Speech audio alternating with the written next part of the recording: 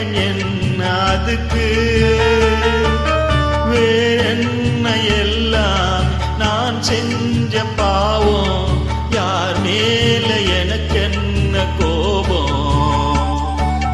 ஓல குடிசையில இந்த எழ பிறந்ததுக்கு வந்தது தண்டனையா?